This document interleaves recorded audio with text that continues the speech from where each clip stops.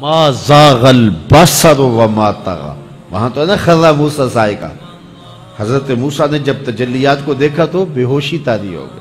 اور یہاں کیا سورہ نجم اٹھائیے نا کہ پھر وہ قریب ہوا، پھر وہ قریب ہوا، پھر اس نے جلوے دکھائے نا، تو فرمایا افتمارونہ علی ما یری، تم اس بات پہ بحث کر رہے ہو کہ اس نے دیکھا کہ نہ دیکھا۔ وَلَقَدْ رَآهُ نَزْلَةً أُخْرَى، سنو پھر اس نے ایک بار نہیں 2 بار دیکھا۔ تم ایک بار کے بارے جھگڑ رہے، اس نے پھر دوبارہ دیکھا، اس نے بار بار دیکھا۔ آگے ذرا دیکھیے، قرآن بتاتا ہے جو آنکھ نے دیکھا دل نے اس کی تکذیب نہیں کی، دل نے کہا یہ وہی ہے۔ تو پہلے دل نے دیکھا تھا، اب آنکھ نے بھی دیکھ لیا۔ اب میں آپ کو ایک جملہ کہنا چاہتا ہوں، شاید آپ نے کبھی نہ سنا ہو، معراج کیا ہے؟ تو پوری گفتگو سے یہ خلاصہ آپ کے اندر اتار لے، جو دل میں رہتا ہو وہ آنکھوں میں آ جائے تو معراج ہوتی ہے۔ جو دل میں رہتا ہو، درد بن کے رہتا ہو، جس کی اڈیک ہو، جس کی آس ہو، جس کی امید ہو، جس کے لیے تڑپ ہو، جس کے لیے بے چینیاں ہوں، جس کے لیے اضطراب ہو، جس کو دعاؤں میں مانگا جائے، جس کو تمناؤں میں طلب کیا جائے، جس کے لیے منتیں مانی جائیں، جس کے لیے وظیفے پڑھے جائیں، جو دل میں رہتا ہو جب آنکھوں کے سامنے آ جائے تو صحیح تو معراج کہتے ہیں۔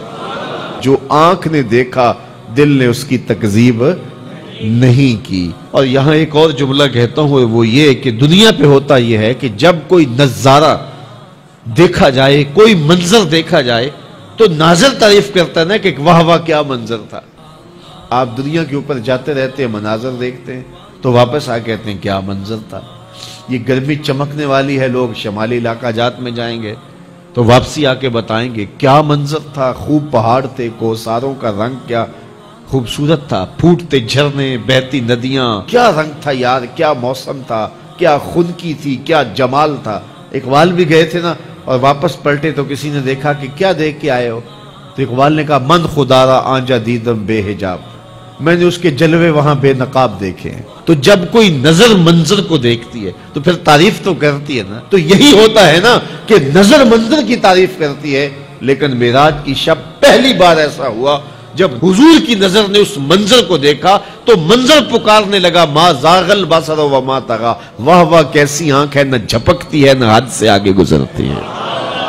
یہ پہلا موقع تھا منظر نے نظر کی تعریف کی۔ تو حضرت موسیٰ تقاضۂ رؤیت کرتے ہیں، مالک میں دیکھنا چاہتا ہوں۔ جواب ملتا ہے لن ترانی، تم نہیں دیکھ سکتے۔ اور یہاں محبوب سوئے ہیں، جبریل حاضر خدمت ہوتے ہیں۔ پہلے تو کہا کہ کنڈی نہیں کھڑکانی، جبریل تیرے لیے میرا محبوب اٹھ کے دروازہ کھولے۔ اللہ اکبر، کہا چھت سے سوراخ کرو اور جا کے قدموں میں بیٹھ جاؤ۔ سوراخ کیا اور وہاں سے گزرے، پھر حضور کے قدموں پہ آئے۔ محبوب کو اب جگا لوں؟ کہا نہیں، میرے محبوب کے قدموں پہ ہونٹ رکھ دے۔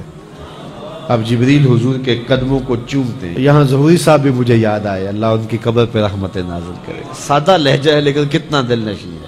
بشرط چادر تان کے ستا، ذرا غور کیجئے، بشرط چادر تان کے ستا، نور چمے پہ اتلیاں، ذرا منظر تو تصور میں لائیے۔ بشرط چادر تان کے ستا، نور چمے پہ اتلیاں، جس دی خاطر سجیاں ہویاں نے عرش بری دیاں گلیاں۔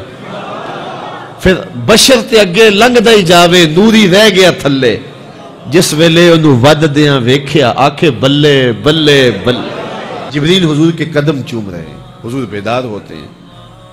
کہا جبریل کیا بات ہے؟ تو جبریل نے کیا کہا؟ ان اللہ اشتاقا الی لقائک یا رسول اللہ، حضور آپ کا رب آپ کے دیدار کا مشتاق ہے۔ پھر حضور کا سینہ شک کیا گیا، قلب اطہر سینے سے نکالا گیا، آب زمزم سے غسل دیا گیا، اور حضور اس منظر کو آنکھوں سے دیکھ رہے ہیں۔ علامہ بدر الدین عینی علیہ رحمہ شارح صحیح بخاری، آپ نے عینی شریف میں لکھا ہے، یہ بخاری کی شرح ہے، حضور کا قلب اطہر نکالا گیا تو جبریل نے حضور کا دل دیکھا تو جبریل تو آشش کر اٹھا، واہ واہ کیسا دل ہے جس میں 2 آنکھیں ہیں جو دیکھتی ہیں، 2 کان ہیں جو سنتے ہیں۔